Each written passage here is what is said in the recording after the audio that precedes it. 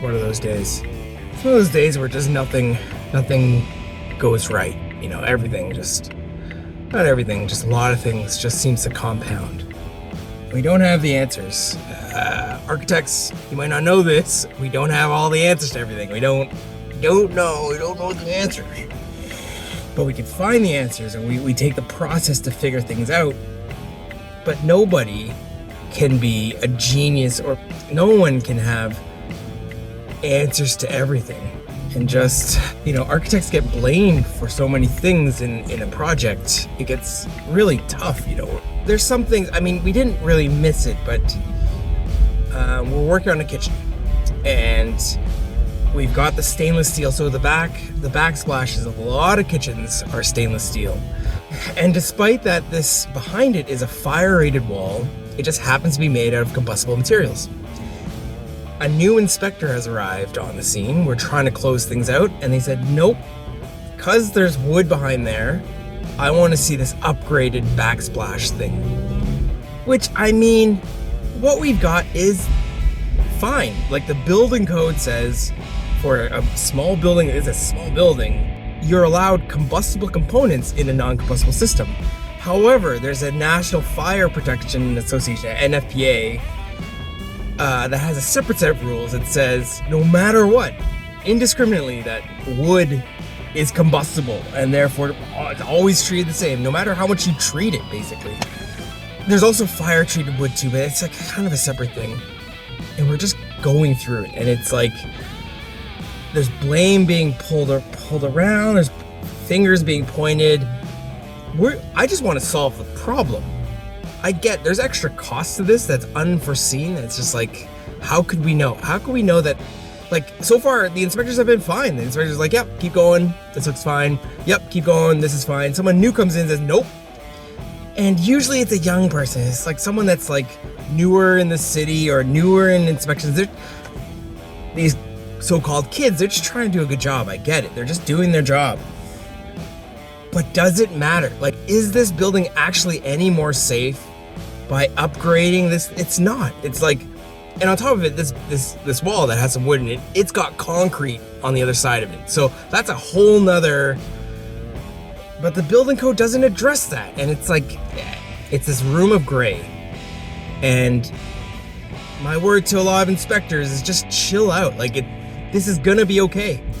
If the building burns down, God forbid, no one looks at the inspector that looked at it. They look at the architect. We have like so much liability tied to this thing, and we're here to fuss, and we fuss, and we fuss, and we fuss, and we fuss, and we fuss on design details and make things are right. And we're the only person in the whole team that will fuss this much to make something amazing, something great, even something good. It doesn't even have to be great. And even then, as much as we fuss and make sure that things are right, there's the unknown. There's always this bit of unknown that we can't control. On top of it, we get thrown under the bus when anyone's biggest advocate for a project is the architect. I'm so emotionally and financially and culturally invested into whatever you're trying to do. We're invested in it. And getting thrown under the bus, it's like a stab in the back or stab in the heart or whatever you want to call it. Oh, you need thick skin, man. It's hard. It is really, really hard. And you have to endure. That's just one of the things that happened today. There's another thing that the engineers have spec'd an HRV system for this small building. And it's like there's 4 units in this kind of third story of this building. But they had put this duct heater, like a 1.25 kilowatt duct heater. And you don't really need it. Like, there's a stack effect, it's the top floor, and the trade's like, oh, we typically just install a normal life breath machine. It's a residential grade machine. But you know, the engineers doing their job, they're like, no, this is what we think you should put in. You know, I'm in the middle, and the client's like, what can you do? And it's like, to me, it's like, just put it in, but then there's not enough electrical service to the build. Like, you need to heat this with something. You can't just, like, it takes electrical power. So then there's this whole other issue of like, we want to install it, we just don't have the power. And so, like, why is this my problem? It's technically not my problem, but as the mascot or the cheerleader to the project, I'm mobilizing as much as I can to get something forward, to just like find a solution.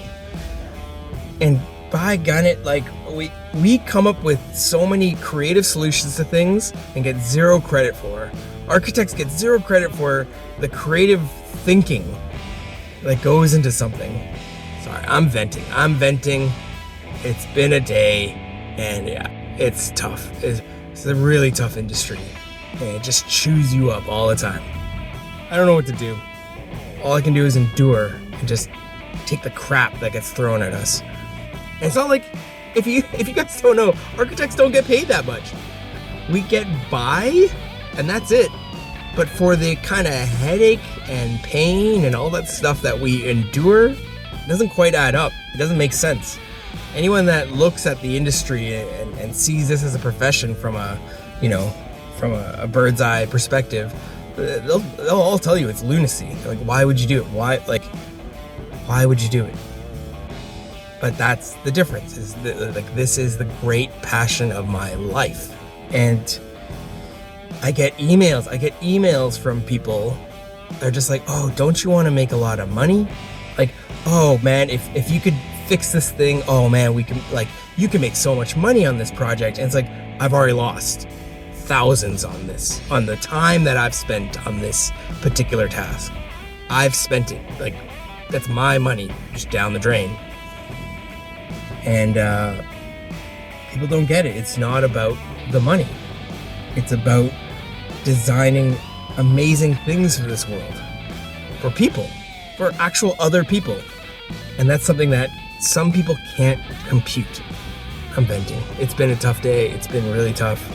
Sorry for this kind of downer of a video, but we'll muscle through it. Tomorrow's another day. Thanks everyone. It's Architect on the Move. I'm Jason. Cheers. Bye.